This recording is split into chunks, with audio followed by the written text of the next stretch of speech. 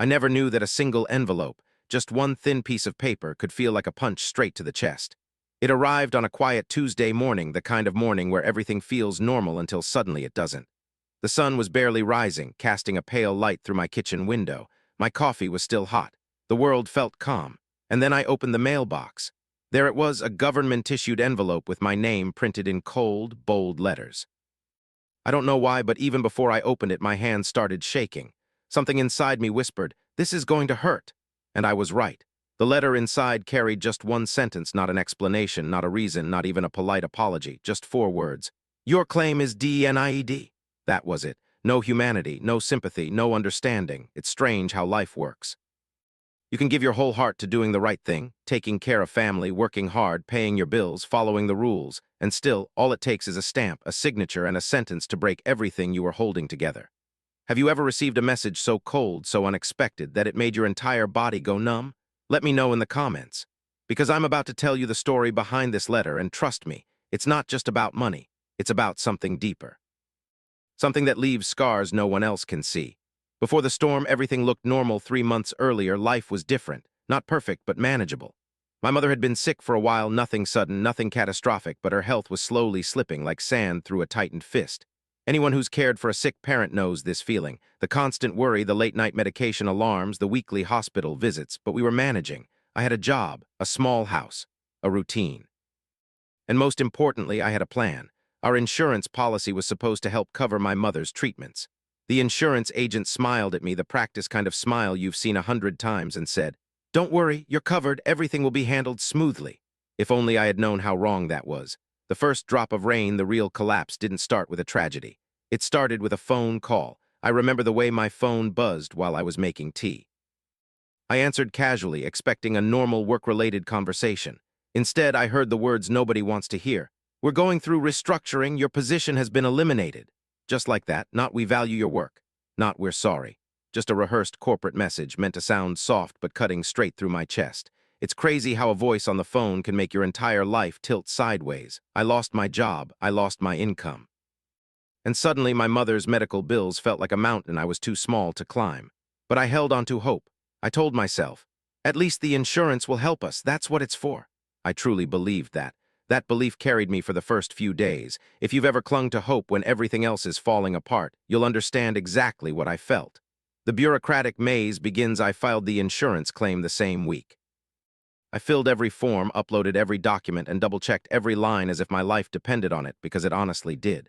And then the waiting began. At first, I thought it would be a simple, straightforward process, but bureaucracy doesn't work like that. It doesn't just slow you down. It drains you, confuses you, exhausts you. Every call I made ended with the same scripted line: "Your case is still under review. We're processing it. We'll get back to you." Days turned into weeks. Weeks turned into months. While my mother's medicines piled up, so did the bills. The silent pressure, the thing they don't tell you about bureaucracy, is that it doesn't hurt you all at once.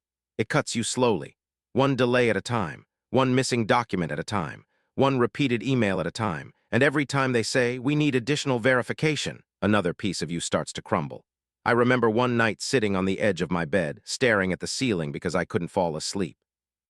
My chest felt heavy, like someone was pressing down on it with both hands. My thoughts were loud, my heart beat louder. I wasn't just scared about money, I was scared I wouldn't be able to keep going. And yet every morning I woke up and told myself, today they might approve it. Today might be the day. Just hold on. When hope turns into fear, but hope can only survive for so long. One morning, while taking my mother to the hospital, I checked my email. It had a message from the insurance company. My heart actually lifted. But instead of approval, I saw the words, "We need additional documents, please resubmit." Documents I had already submitted twice. That was the moment I realized something. This wasn't about helping me. This was about delaying me, breaking me, making me quit. Insurance companies know something we don't talk about. Most people give up before the process ends. It's not the denial that destroys you, it's the waiting. The uncertainty, the feeling that you're fighting a giant blind machine that doesn't care about your life. Tell me in the comments, have you ever dealt with paperwork or a system that felt designed to exhaust you?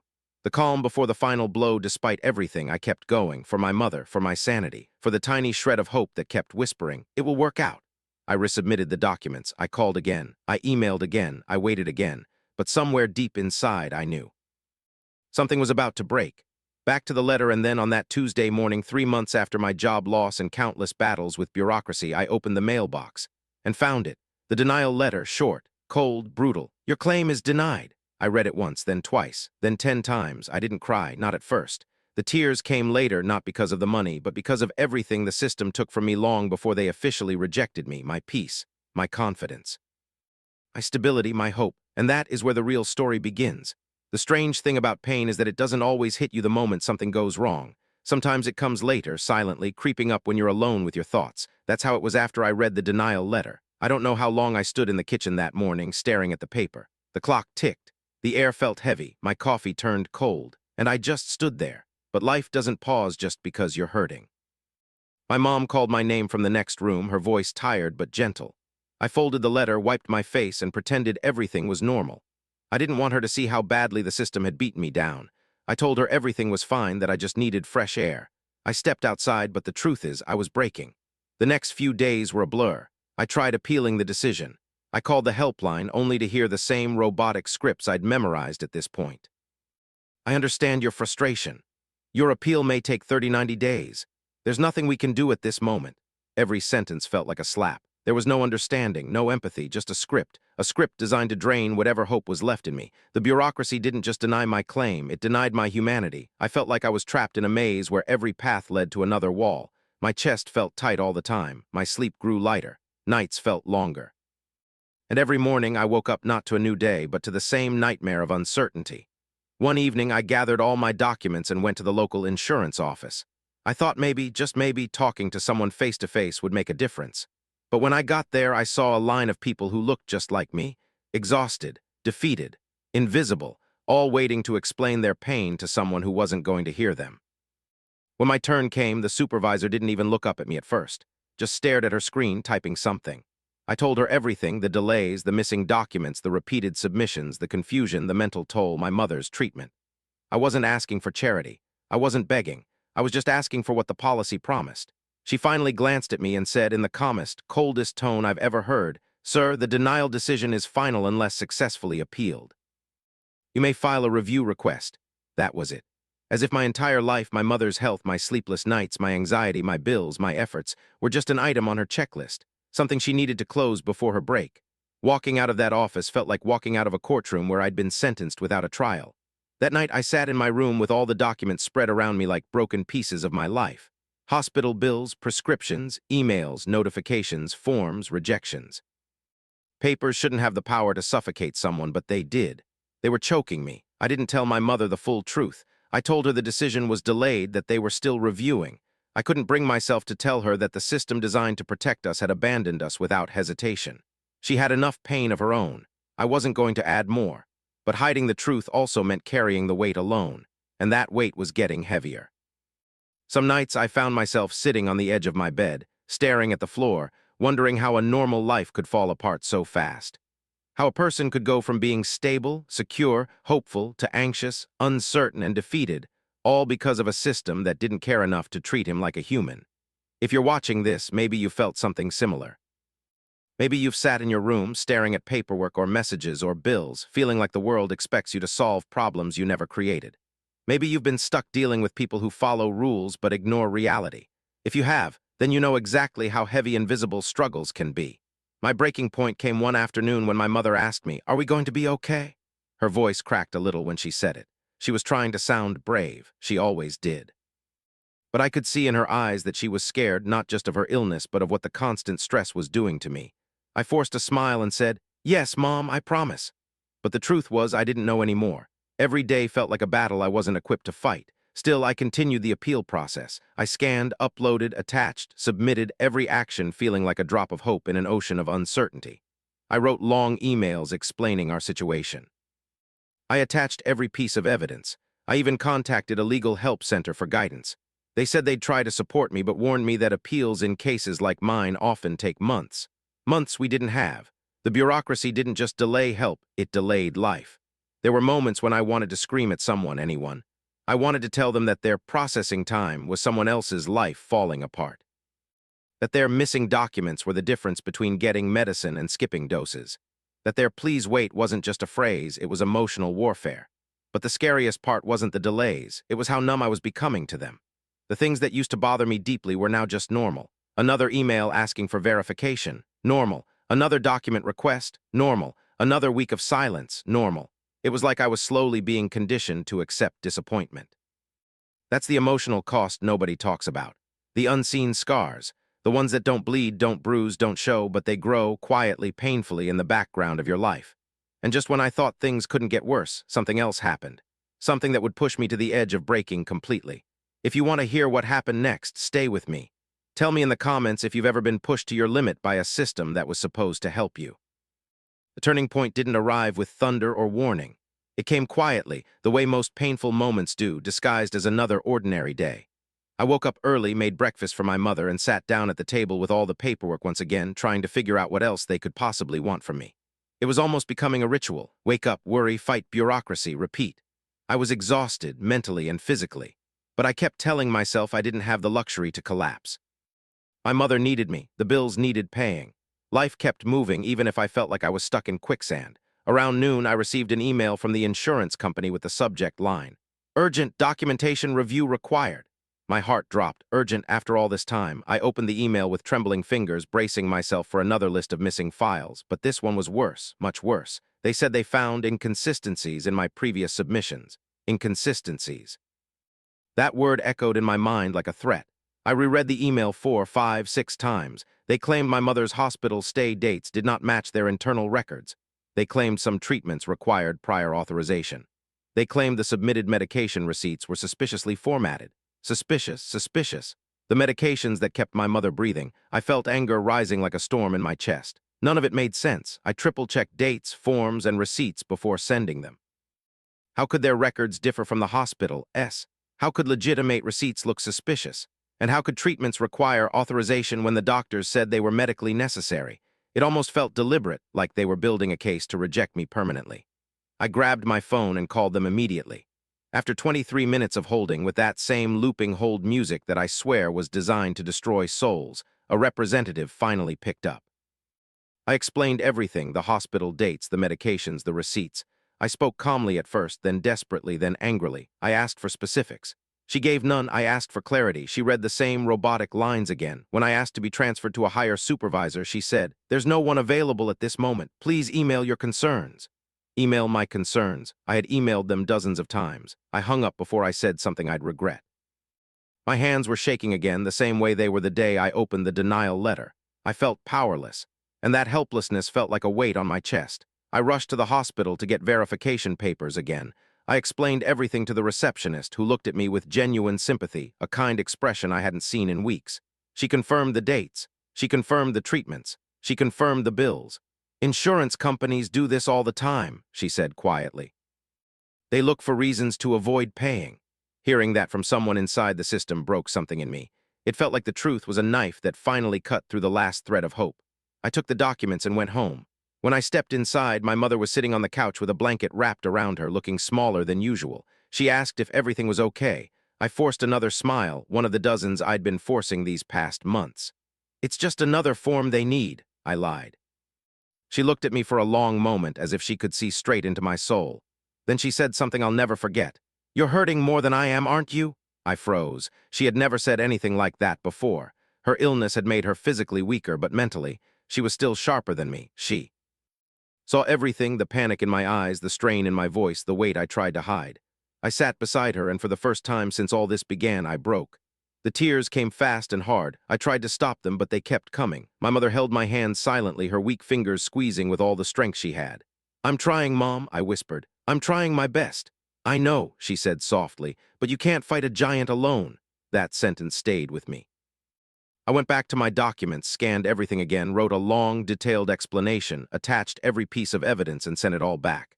Then I waited again. Every minute felt like a day. Every hour felt like a week. That night, I couldn't sleep. I stared at the ceiling, my mind racing with questions. Why was this happening? Why does a system designed to help people feel like an enemy? Why do simple claims turn into psychological wars? I felt myself slipping, losing the person I used to be. The next morning, something inside me snapped. I decided to go to the insurance office again, but this time I wasn't going to be polite. I wasn't going to sit quietly and accept their scripted excuses. I wanted answers, real answers. When I reached the office, the lobby was busy. People whispered, argued, sighed, everyone trapped in their own bureaucratic nightmare. When it was my turn, they sent me to a different supervisor, a stern-looking man with a voice that seemed allergic to empathy. I placed the documents on his desk. I explained everything again, calmly at first, then firmly, then emotionally. I told him how long I'd been waiting, how many times I'd submitted everything, how their delays were affecting my mother's health. He listened with a blank expression. When I finished, he simply said, "Sir, your case requires investigation due to irregularities." It is normal procedure. Normal procedure.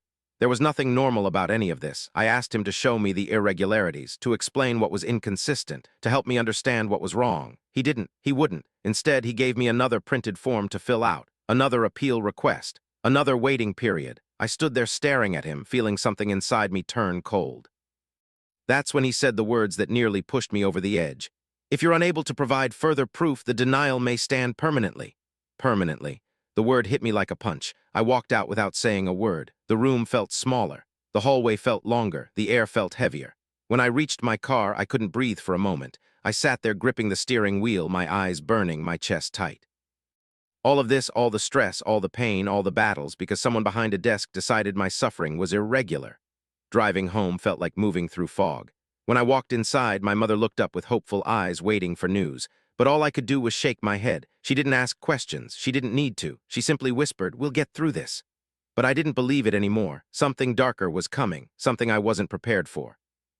If you want part 4, 1,000 words, I'll continue the story. The days following that office visit felt like walking through a fog that just wouldn't lift. Every morning I woke up with the same thought looping through my head.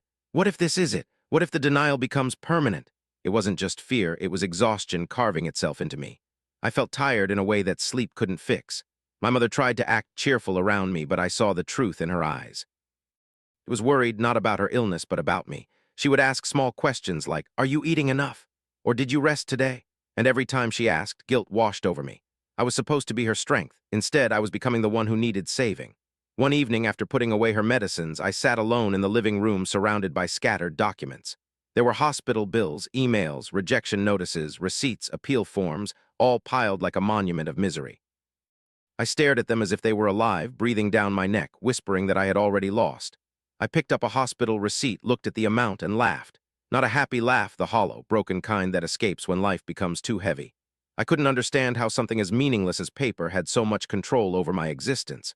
Papers I didn't produce, papers I didn't misplace, papers I didn't manipulate, yet somehow I was being blamed for everything that didn't match. Late that night, I received another email from the insurance company. "Your appeal has been forwarded to our verification unit." No time frame, no assurance, no clarity, just another vague line thrown into the darkness of my anxiety. I wanted to scream. I wanted to throw something. I wanted to demand how many units, departments, and committees needed to verify my suffering before someone finally cared. Instead, I sat down and wrote a long message to them, not angry, not formal, just honest. I explained how the delays were affecting my mother's health, my financial stability, and my mental state. I told them how many times I had submitted everything. I even attached all documents again. I didn't expect a reply, and I didn't get one. The next morning, something happened that pushed everything over the edge. My mother had trouble standing. Her legs trembled, her breathing was shallow, and I had to support her to the sofa. She didn't want to go to the hospital again. She said we couldn't afford another visit without knowing what the insurance would cover. That sentence stabbed me harder than any denial ever could. I tried reassuring her, "Don't worry, we'll figure it out." But inside, I felt like I was collapsing. Her health was declining while I was stuck fighting paperwork that had become more important to the insurance company than a human life. Eventually, I convinced her to let me take her to the hospital. Sitting in the waiting area, watching her struggle to stay awake, something inside me cracked, a deep, heavy crack that felt like part of my soul was splitting. Why did I have to fight so hard for something that should have helped us automatically? Why were we being punished for needing help? I looked around and saw other families, tired, stressed, helpless, all caught in their own battles with the system. When the doctor came out, he pulled me aside and said we needed to adjust her medication. It wasn't major, but it meant additional prescriptions, more bills. I nodded quietly, but I felt like screaming again. Another bill, another receipt, another battle, another verification. It never ended. That night when we returned home, I decided I couldn't do this alone anymore. I needed help, real help, not scripted replies, not automated emails, not appeal forms. I contacted a legal advocacy organization that specialized in insurance disputes. I had heard about them weeks earlier, but didn't think I qualified or could afford advice. Still, desperation has a way of pushing you to places you never thought you'd go, they answered. And for the first time in months, someone listened, truly listened. I told them everything, every delay, every missing document, every inconsistency claim, every denial, every emotional breakdown. The lawyer on the call sighed and said, "They're stalling. It's a common tactic. The goal is to exhaust you into giving up." I had suspected it, but hearing it confirmed felt like a knife to the chest. The lawyer agreed to help me draft a formal complaint and threatened legal action if the insurance company continued delaying. He said it might push them to respond faster. For the first time in months, I felt a flicker of hope. That night, my mother placed her hand on mine and whispered, "I'm proud of you." It broke me all over again, but this time it wasn't from despair. It was from relief, small, fragile, but real. Still, deep down, I sensed something was coming, something bigger, something I wasn't ready for. This wasn't just a fight anymore. It was a war. The next few days were a strange mixture of hope and fear. After sending the legal notice, I expected a reaction, maybe even an apology. But bureaucracy doesn't move like that. It doesn't bend, it doesn't panic, it doesn't care, it delays. On the fourth day, I received a response. My heart pounded as I opened the email. It wasn't from a person, it was from an automated mailbox. "Your case is currently under extended review due to policy discrepancies. You will be contacted if additional information is required." Extended review, discrepancies. More vague words hiding more silence. The legal advocate told me not to worry, that this was typical deflection. But worrying had become second nature to me. My mind carried stress like a second heartbeat. Meanwhile, my mother's condition continued fluctuating. Some days she was okay. Some days she could barely get up. The weight of her illness mixed with the weight of bureaucracy felt unbearable. I found myself waking up tired, falling asleep tired, and spending every moment in between trying to survive. One evening, while preparing her dinner, my phone rang again. It was the hospital billing office. They politely reminded me that several bills were overdue and needed payment soon. I explained again that we were waiting for insurance approval. The woman on the phone sighed sympathetically but said there wasn't much they could do. Reality settled in my stomach like a heavy stone. I was running out of time. Later that night, after my mother fell asleep, I sat alone in the kitchen with the lights off. I stared at the same denial letter I had crumpled and straightened a dozen times. Every crease felt like a permanent scar. I couldn't shake the feeling that the walls were closing in. Just then, another email notification pinged. I opened it. My breath caught in my throat. It wasn't a denial. It was something worse. The insurance company was demanding an in-person household verification visit to confirm our living situation, financial condition, and medical necessity. They wanted to inspect our home as if we were criminals trying to cheat the system. The email used polite language, but the implication was loud and cruel. I felt humiliated. No, I felt violated. They wanted to walk into the only place where my mother felt safe. They wanted to inspect her living conditions like she was some sort of liability instead of a human being fighting an illness. I knew this wasn't normal. Even the legal advocate was shocked. He said, "This is intimidation. They're pushing you to withdraw the claim." I felt something crumble inside me. I wasn't scared anymore. I was furious. How many hoops did they want us to jump through? How many times did they want to make us prove our suffering? How many more documents, forms, and explanations did they need before acknowledging reality? I thought about refusing the inspection. But then I looked at my mother, sleeping peacefully, unaware of the new battle forming, and I knew I had no choice. If letting them inspect our home meant keeping her alive, then so be it. The next morning, I cleaned the house obsessively. Not because it was dirty, but because I was terrified of giving them any excuse to say something was not satisfactory. When the inspection team arrived, two people with clipboards and emotionless expressions, my stomach twisted. They looked around the house, checked the medications, asked personal questions, took notes like they were calculating our worth. At one point, my mother tried to smile and said, "I hope everything is okay," and one of them nodded with the stiffest, coldest expression I've ever seen. The moment they left, my mother cried, not because of the inspection, but because she felt like a burden.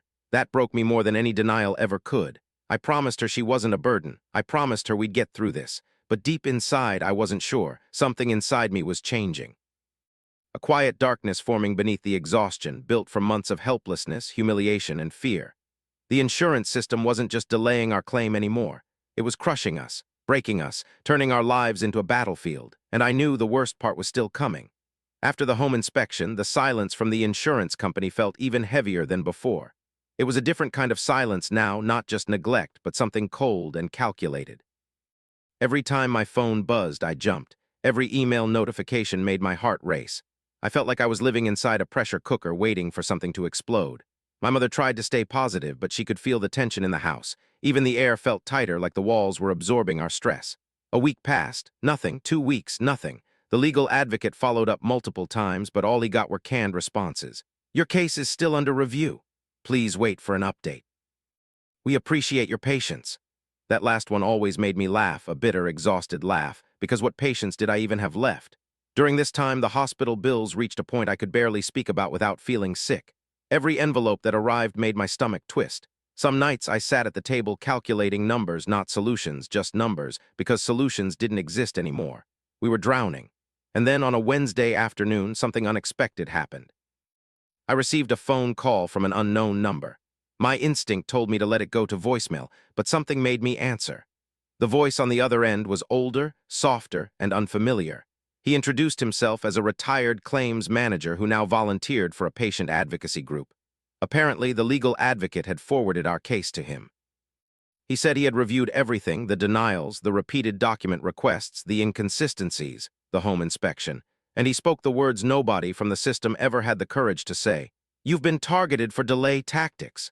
Hearing it out loud made my throat tighten. I didn't know what to say. I felt angry and relieved and heartbroken all at once. The man continued, explaining that certain insurance companies use internal algorithms to flag cases that might be considered expensive or complex. If flagged, those cases are pushed through extra verification layers, not to ensure accuracy, but to reduce payout rates by exhausting claimants. In other words, they weren't reviewing my case because something was wrong. They were reviewing it because they didn't want to pay. I asked him what I should do. He sighed and said, "You've already done more than most people, but if you want progress, you'll need to make noise." Noise? I repeated, confused. Yes, he said, public pressure, media attention, complaints to oversight boards. When the system ignores you privately, sometimes you have to force it to acknowledge you publicly. The idea scared me. I wasn't the type to raise my voice. I wasn't the type to cause trouble. I was just a normal person trying to take care of my mother. But normal hadn't got me anywhere. That night I sat with my mother and told her what the retired claims manager had said. She listened quietly, then held my hand and whispered, "Do what you need to do. I'm with you." Her support was the final push I needed. The next morning, I wrote a detailed public post online describing our situation, not naming anyone, just explaining the emotional, financial, and mental toll we were living under. I shared the repeated delays, the inconsistent excuses, the humiliating inspection, the endless silence.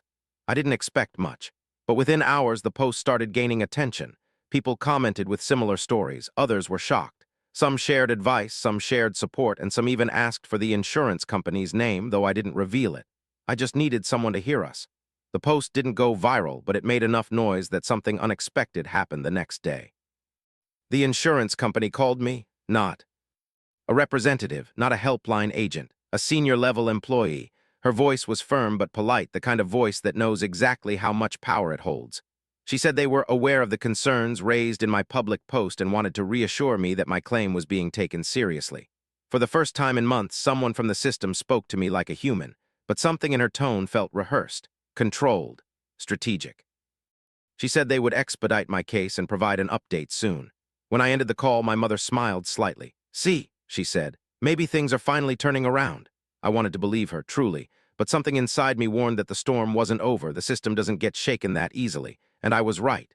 The next email I received wasn't an approval, it was a request. They wanted me to attend an in-person meeting at their main office to clarify certain aspects of the claim. Clarify what? I had already submitted everything. Twice, 3 times, 4 times, what more did they need? But when a system has the power to decide the fate of your loved one's health, you show up. So I prepared for the meeting, printed documents, organized files, rehearsed answers, packed everything neatly in a folder like a student preparing for an exam designed to fail him. The night before the meeting, I barely slept.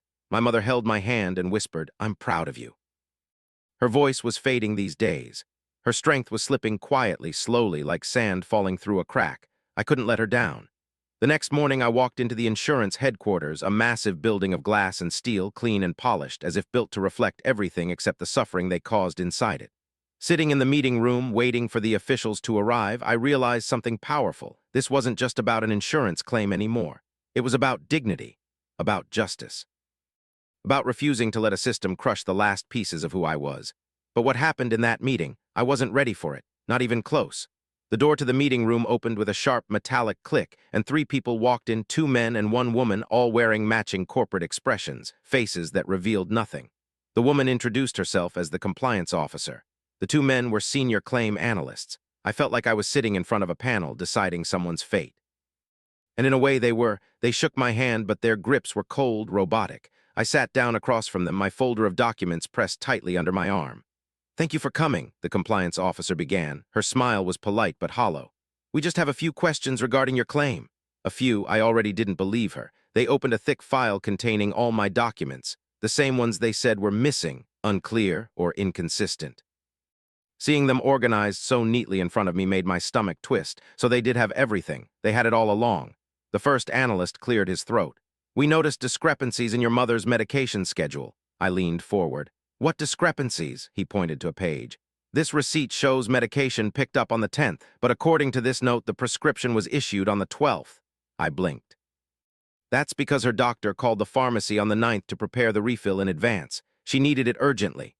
The compliance officer scribbled something in her notebook, her expression unreadable. The second analyst jumped in. "And there's also the question of living circumstances. During our home inspection, we observed." "You observed what?" I asked sharply, unable to control the tremor in my voice. He hesitated. "Signs of financial strain." I almost laughed. "You mean the unpaid bills your company caused? Or the fact that I lost my job because I was caring for my mother? Which one counted as suspicious?" The compliance officer raised her hand calmly. "We understand your frustration, but we follow protocols." Protocols. That word made my blood boil. Protocols were the reason my mother cried at night. Protocols were the reason I couldn't sleep. Protocols were the reason we were drowning in debt. I tried to stay calm. I explained everything: the medication schedule, the hospital dates, the receipts, the appeal delays, the inspection. I even showed them the folder of documents again. The first analyst listened quietly, then said something that nearly knocked the breath out of me.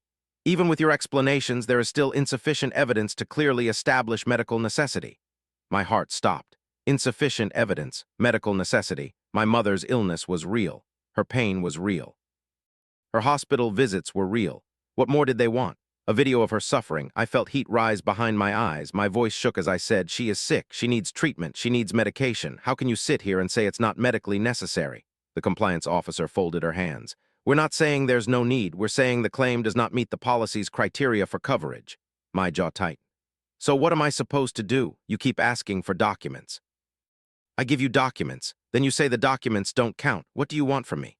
The room went dead silent. Then she said the words that shattered everything inside me. "You may withdraw your claim to avoid further complications." Withdraw, the word hit me like a slap. They wanted me to quit. They wanted me to walk away. They wanted all this pain, all these delays, all this stress to lead to one result: me giving up. I felt my throat close, my vision blurred. Every emotion I had suppressed for months surged through me: anger, fear, grief, frustration, exhaustion. It was too much. "No," I whispered. "I'm not withdrawing anything." The second analyst leaned back, brows raised slightly as if surprised I still had fight left in me. The compliance officer sighed. "Then be aware that the claim may remain unresolved for an extended period." Extended period. Another delay tactic. Another punishment for refusing to give up. I felt trapped in a nightmare that had no ending. A system designed not to help people, but to break them quietly, slowly, legally. My hands trembled, but I gathered my papers and stood. "I'll take this to the Oversight Board and the Patient Rights Association, and anywhere else I need to. I'm not giving up." The compliance officer looked up at me with the faintest hint of annoyance. "That is your right." Her tone made it clear she didn't believe it would matter. But as I walked out of that room, something inside me shifted. Something hard, something unbreakable. They had expected me to surrender. But instead, they awakened a rage I didn't know I had. When I reached my car, I broke down, not from defeat, but from the overwhelming weight of everything I was carrying. My mother, her health, the bills, the stress, the humiliation, the endless fight. But even through the tears, one thing became clear: I wasn't done. I wasn't backing down, not now. Not after everything. Not when my mother's life depended on it. The war wasn't over, it was just beginning. The drive home after that meeting was the longest drive of my life. It wasn't the distance, it was the weight. The heaviness inside my chest felt almost physical, like a stone lodged behind my ribs. My mother was waiting in the living room when I walked in, her eyes soft, searching my face for answers I couldn't give. She asked gently, "How did it go?" I forced a small smile I didn't feel and said, "We're still waiting." I hated lying, but the truth would have broken her. I couldn't let her worry more than she already did. She was already fighting her own battle with her body, and now, indirectly, with bureaucracy. She didn't deserve to fight both. That night after she fell asleep, I sat in the dark living room with only the faint light of a street lamp shining through the curtains. I replayed every moment of the meeting in my head like a movie I couldn't turn off. Their cold expressions, their subtle accusations, their request for me to withdraw. The way they made my mother's suffering sound like a policy inconvenience. A part of me wanted to scream. Another part wanted to burn every document I owned. And a deeper part wanted to give up, to surrender, to accept defeat and stop fighting a system that clearly had more power, more resources, more everything than I did. But then I heard my mother coughing from her room, weak, soft, almost hidden, yet it hit me harder than any denial letter ever could. Giving up wasn't an option. The next morning, I called the oversight board. I filed a formal complaint. I attached every email, every receipt, every notice, every contradictory instruction. I included the details of the home inspection, the meeting, the repeated delays. The woman on the phone sounded genuinely concerned. "We'll initiate a review," she said. "But please be aware, these investigations can take time."